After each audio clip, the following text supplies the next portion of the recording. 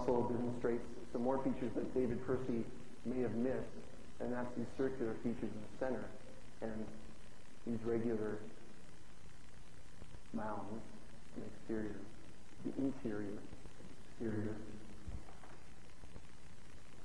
you were to reconstruct the Avery Circle, before it was destroyed in 1784 by locals who decided they'd use it as a quarry, by building fires around these stones and then pouring water on them to break them down, you would have seen the same features.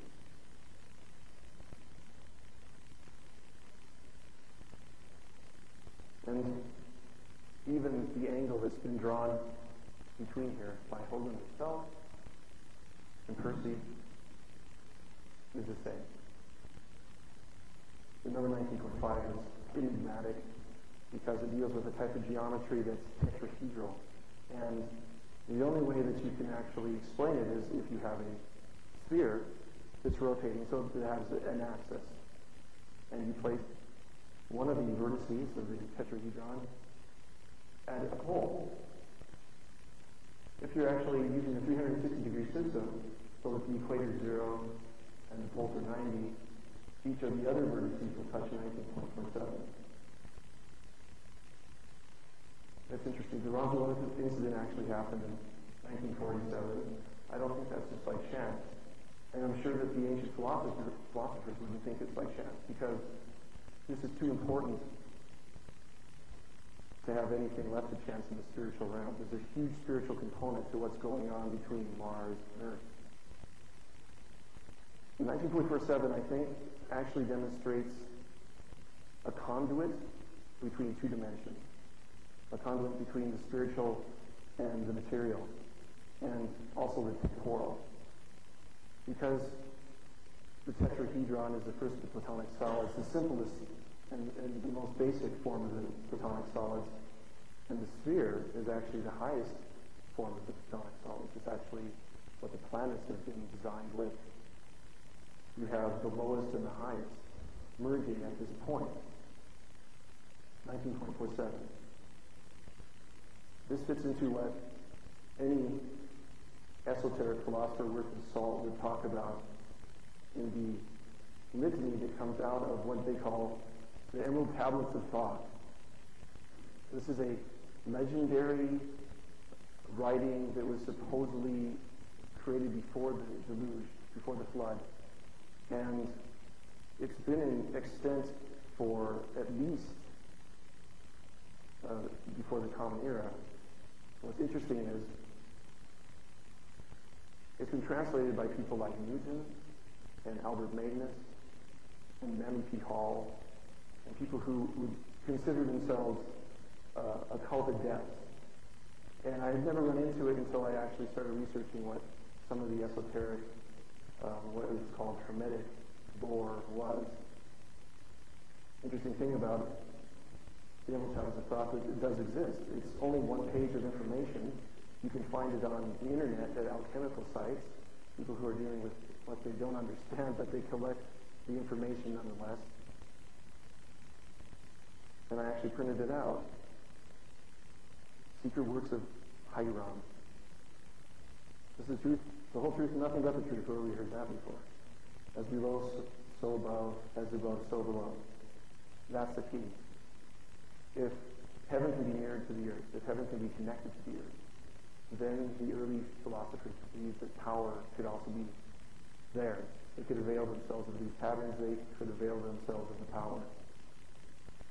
It talks about how with this knowledge alone you may work miracles, and so things exist in and emanate from the one who is the ultimate cause. That's Pythagorean. He talks about the monad. He talks about the first intelligence. So this is a combination of the Neoplatonic ideals. But it's interesting because this translation was by Falconelli, who's one of the last renowned alchemists. And he attributes it to Hiram. And Hiram was actually a king of Tyre. And Tyre is a city, an ancient city, that existed in ancient Cydonia on Earth. There's actually a Cydonia on Earth. St. Albert Magnus, he's only canonized in 1931, But in 1280, he was writing in his Book of Minerals about the Emerald Tablets of Thoth, which he had translated. And he was talking about the as above, so below motif. And he said that the powers of all things below originate in the stars and constellations of the heavens. And all these powers are poured down into all things below by the first circle of the constellations. And you know that the constellations exist in the sphere outside our Earth, so the first circle would have to be the most important circle, that of the ecliptic, where we sight the sun moving across our sky. What he's saying is, somehow, these symbols have been superimposed on the Earth. This is the key that unlocks what the Emerald Tablets of Thoth are talking about. It unlocks what the early philosophers were talking about, and it actually unlocks what's going on Mars. You can resolve all this connection idea further when you realize that the Greeks had a large amount of legend and myth surrounding how heaven exactly did meet with the Earth. And Homer wrote in his Odyssey about how Atlas, the Titan, who actually, before he became this poor demigod who held the heavens and earth apart, was a king of Atlantis. And that he was a magician, and he knows the depths of the seas, and he held the tall pillars that kept the sky and the earth apart. So the idea of two pillars, one for the earth and one for heaven, was the salient point. And you can look into it even further, because the lore goes that Atlas was turned into mountains, and that he held the heavens and earth as an anchor point. And lo and behold, our own prime meridian runs through the Atlas Mountains in what was called ancient Lydia. Ovid, Strabo, Theodorus Siculus, the early historians all talk about this. They all talk about heaven met somewhere in the west. In Greece, they also talked about how there was a literal place that could be found where heaven and earth were connected. This is strange because this seems to be a modern convention to establish where the prime meridian was in 1884 at the Prime Meridian Conference in Washington. Having it going right over the Atlas Mountains is kind of astounding because it fits perfectly into the mythology about where heaven and earth connected. But there's other strange things too.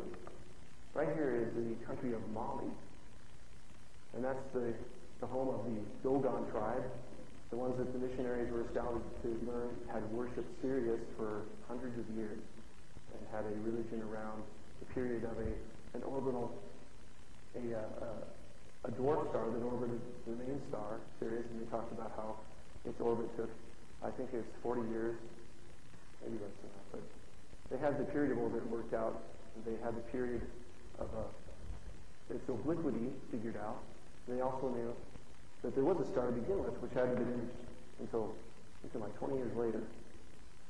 So, correctly, this is Atlas holding the pillars of heaven and earth, standing at the Atlas Mountains on the prime meridian. And if you look at the zodiac, the first circle of the constellations that Aldo Magnus is talking about, you actually can find some pillars. All these glyphs are shorthand representations of the 12 signs of the zodiac. And this is Gemini. And Gemini is a very interesting symbol because directly underneath Gemini is Sirius.